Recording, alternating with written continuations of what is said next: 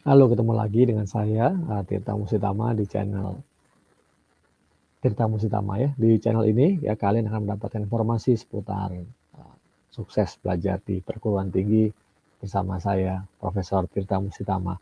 Kali ini kita akan membahas satu hal yang mendasar, sangat penting sekali. Dari saya mendiskusikan di channel ini ya, saya juga membimbing mahasiswa. Pertanyaan mendasarnya itu selalu ada nih, kesalahan yang elementer dalam penelitian. Nah, terkait apa itu? Yaitu terkait dengan pembuatan judul, terkait dengan tema, terkait dengan pertanyaan penelitian dan metode penelitian. Padahal masih di awal-awal. Nah, gimana kira-kira hal tersebut? Baik. Nah, sebelum kita bahas lebih dalam, yang sudah subscribe, saya sampaikan terima kasih ya. Yang belum, silahkan subscribe sekarang. Atau mau nunggu sampai nanti akhir video ini selesai, silahkan juga nggak apa-apa.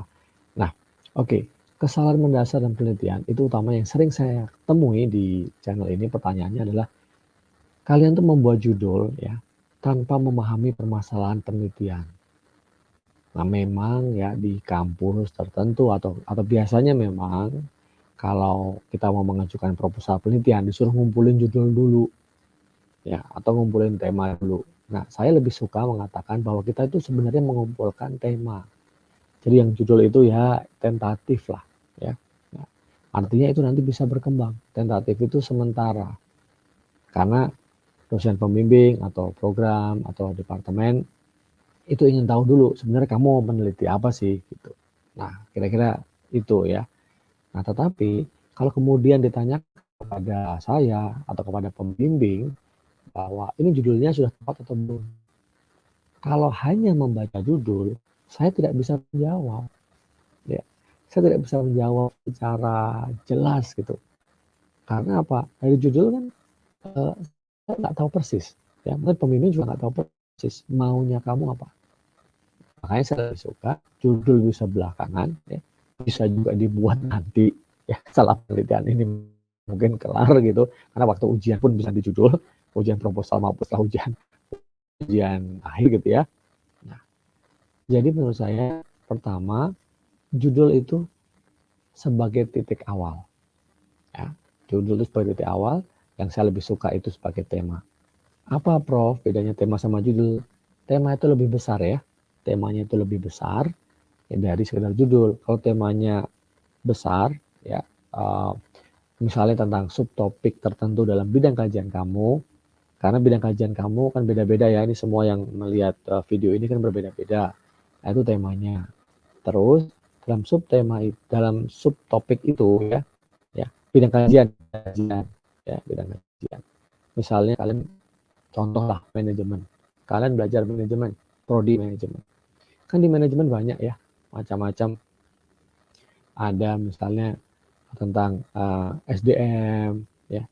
Mungkin juga di situ ada marketing kah, ada operation, ya.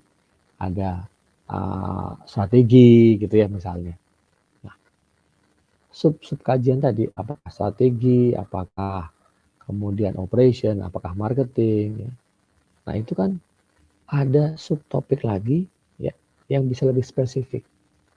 Nah, tentukan dulu tadi temanya di subtopik tadi, di bidang marketingnya, di bidang operationnya gitu kira-kira.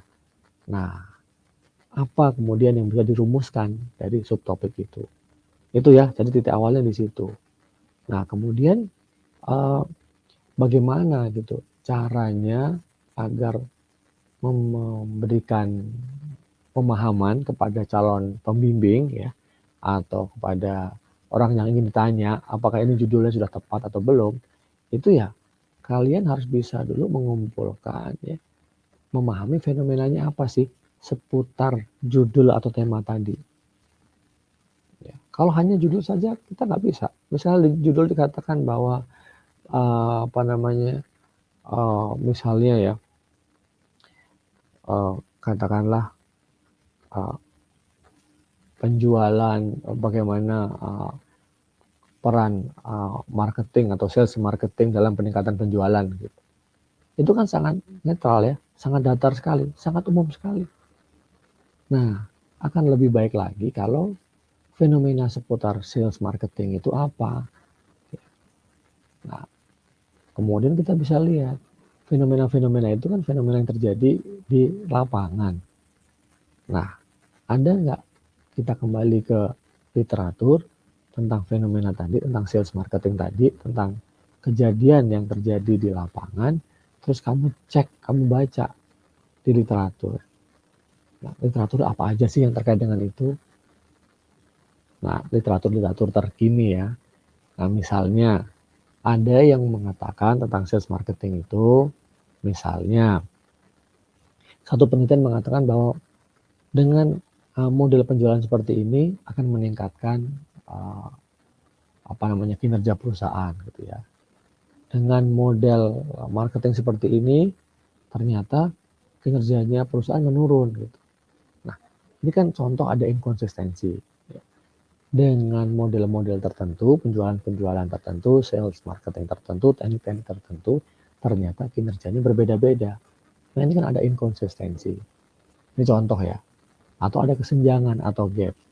Nah, itu yang mungkin bisa dijadikan kemudian permasalahan penelitian. Ya.